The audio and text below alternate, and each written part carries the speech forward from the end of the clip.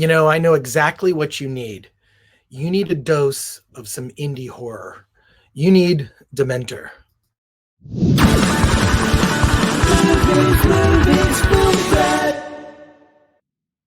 Welcome to the Film Threat Podcast. I am Chris Gore, and as you know, I'm a horror fan and especially a fan of indie horror. Smaller indie horror films to me really get at the root of psychological horror that I think is, for me, the most terrifying and unnerving. And Dementer definitely has plenty of that. And I'm excited to talk to you about Dementer. Before we do that, I want to tell you about Film Threat's annual event, Award This.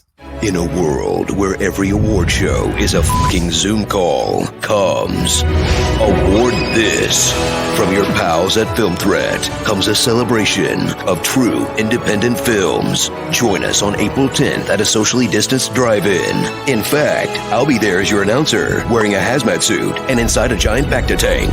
And prepare for a virtual award show unlike any other ever in the history of mankind, or awards kind. Award This 2021. It's happening, whether you like it or not. Drive-in live event on Saturday, April 10th. Virtual award show on Sunday, April 18th. Get tickets now at awardthis.com. I know I'm not going to the Oscars and I'm not going to the Spirit Awards, but you can go to Award This and you can join us at our virtual event where you'll be able to actually chat with everyone who's there. It's a celebration of true independent films, which is where my heart lies. I love true indie movies, and especially discovering new filmmakers. Like today, let's talk to Chad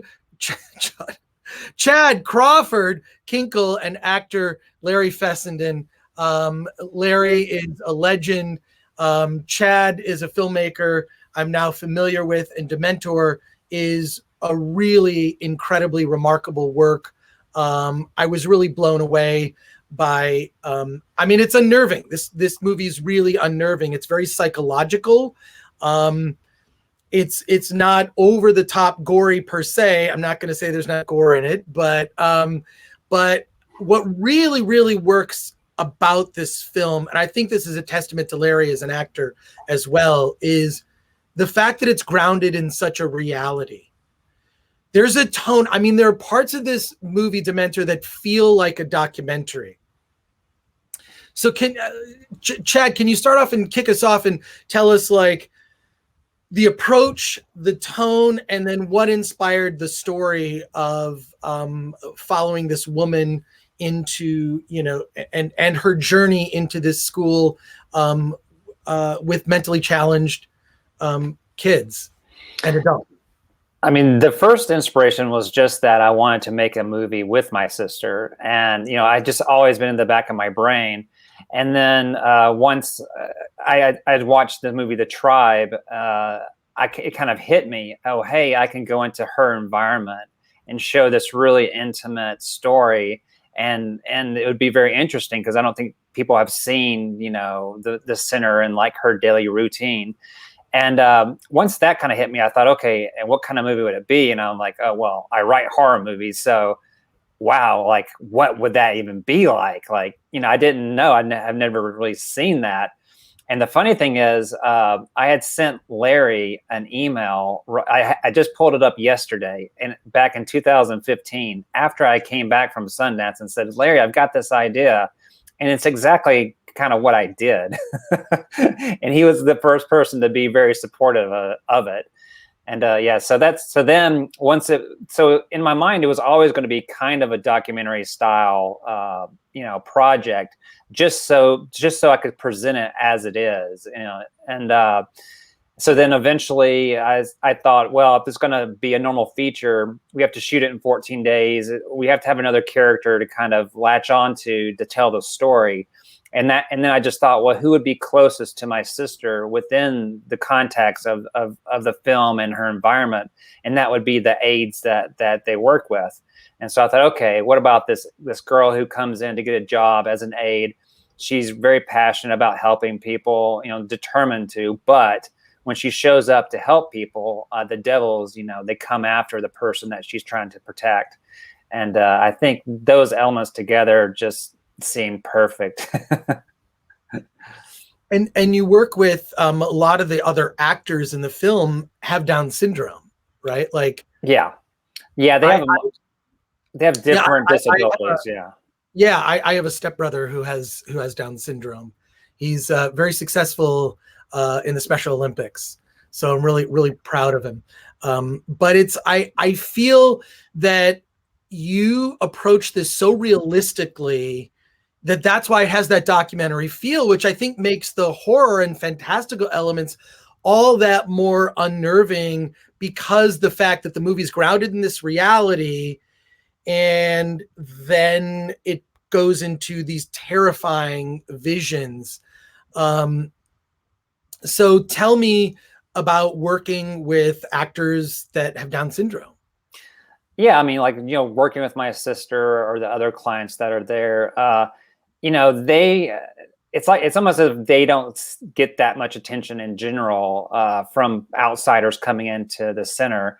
And just being present with them, they were, more than willing to do anything we ever asked of them. I mean, they would get so excited when we would show up, and they asked for weeks and weeks afterwards if we were coming back because they enjoyed it so much. So, it's just really cool, because then you get around people that, I don't know, they're not caught up in the anxiety of modern life, and they just appreciate the simple things. And you kind of realize, oh man, like, yeah, this is just being in the moment. They're always present in the moment, which is what's so great about it. And then Larry, I don't know if you still have that email or you remember the email, but tell me when you heard from Chad what the vision for this was, what were your thoughts on being involved? I'd met Chad on another film called Jugface, which was produced by our pal Andrew Vandenhouten, and they brought me down to be in that. And it was a similarly, it was a Southern Gothic, which is what Chad sort of is drawn to, it seems to me. And it was a really great experience, just being in the South and doing this story that had demons and a very scary pit into which various people would fall.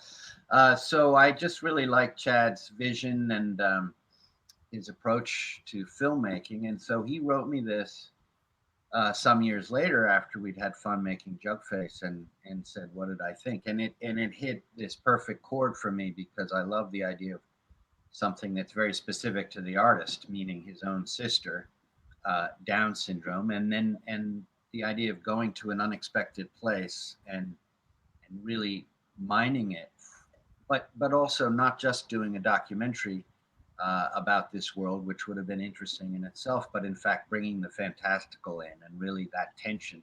And there's a number of filmmakers that make movies this way, like Joe Swanberg, the mumblecore thing, but where there really is about improv, and as an actor, you're really called upon to be in the zone. And I like hearing that it felt very natural to you, because of course my character was anything but natural. I'm possessed and demonic at various times, but it came from this touchstone. I mean, and Chad would just set up the situation. There's this whole scene where I have this cat food, and we just spent, we just sort of built stuff that was already there. And he had a lot of creepy locations, and we'd go there and he'd say, all right, well, what would happen here? I have in mind this sort of backstory, and then we build it from there. So it's a really cool way to make a movie. It's not the only way, of course.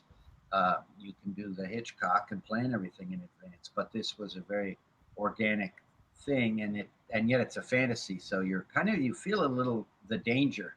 Are you going to call upon the spirits to get involved in your piece? And that's why it was, I think, sort of rich with, it has a vibe for sure.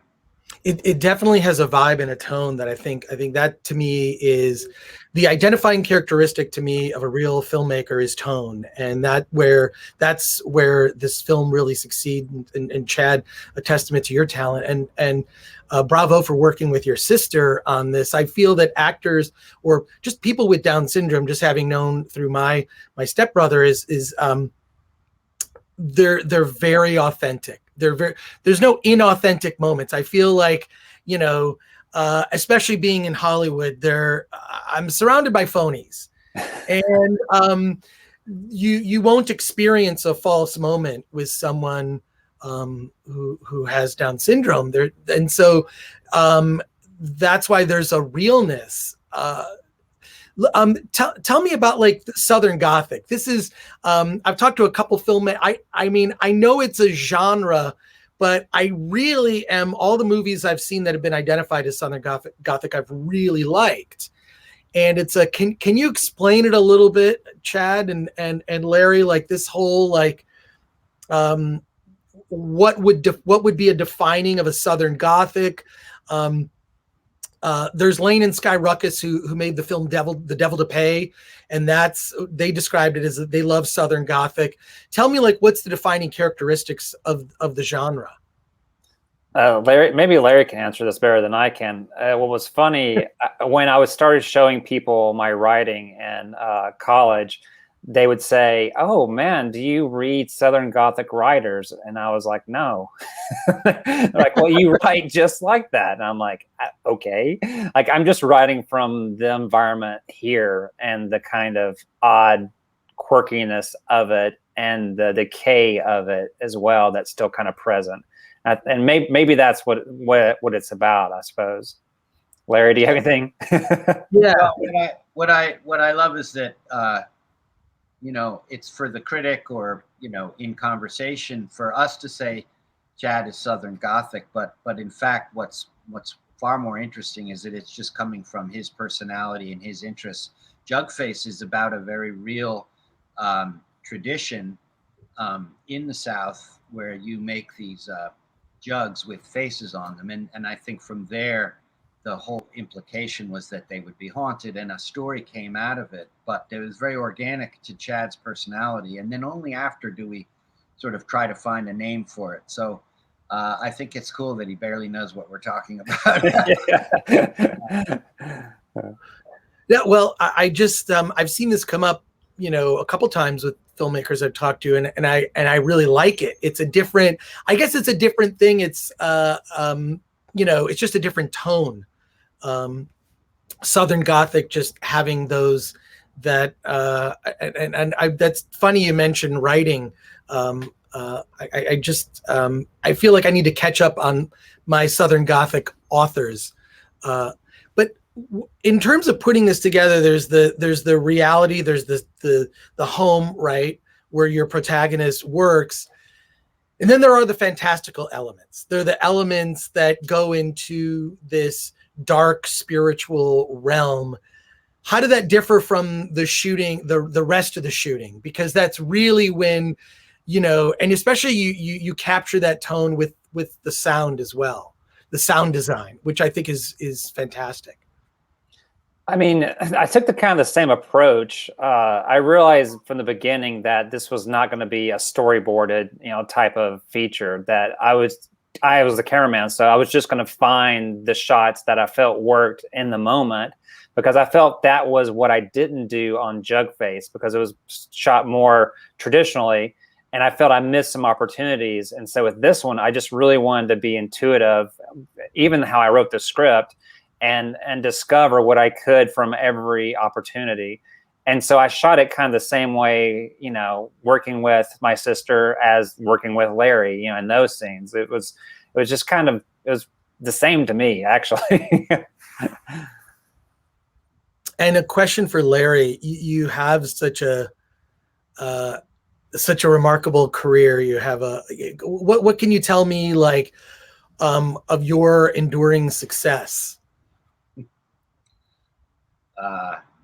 Well, I always appreciate when people talk to me that way. I just think of it as a daily struggle, and general humiliation, making art. But I do believe in people like Chad, who are trying to say something that's personal. And I think what I've tried to do is blend the personal with the sort of the horror tropes that I love so much, and bring kind of a new voice. And I do feel that horror has become more sophisticated as I've grown up. And I take a little bit of claim. That's one of my pleasures in life is imagining that I had something to do with that. I don't really have the successes of the tentpole films, but I think that there was an agenda in the late 90s to sort of bring the indie spirit of filmmaking to horror and make these more personalized horror movies. And I think that's what obviously Chad has done, bringing his family in, and but also still dealing with horror tropes. So that's what I love trying to do. And I've produced for people with that in mind, voices that I think are unique, and then of course pursue my own directing, which has that same flavor. And today I'm releasing an album. Well, Larry, you're very humble. That's amazing. Chad, before we spoke, I didn't realize that was your sister, and it's no wonder that the film is as successful as it is and as effective as it is and moving, because it's so personal. Congratulations. And it's out now, right? Dementer is available on all the platforms. Yeah, all VOD platforms, pretty much, iTunes, Amazon, YouTube, and cable networks as well. So yeah, it's out in the wild for sure. So people can get disturbed, I guess. Good. Well, it's a good kind of disturbing. Yeah, Larry. Well, Chris, I just want to thank you for what you've done all these years. I mean, I remember my first review in Film Threat was very meaningful. It's a great institution. Wow. Well, thanks for calling it an institution. No one's ever said institution. Usually they'll just like remind me of a bad review they got and tell me to fuck myself. But that's well, now that you mention it, there was this review. Oh my God. Well, thank you both for talking to me on the Film Threat podcast. It's a real pleasure. It's a remarkable film, incredibly unique and very personal. So thank you so much. Thank you for having us. I appreciate it. All right. Bye.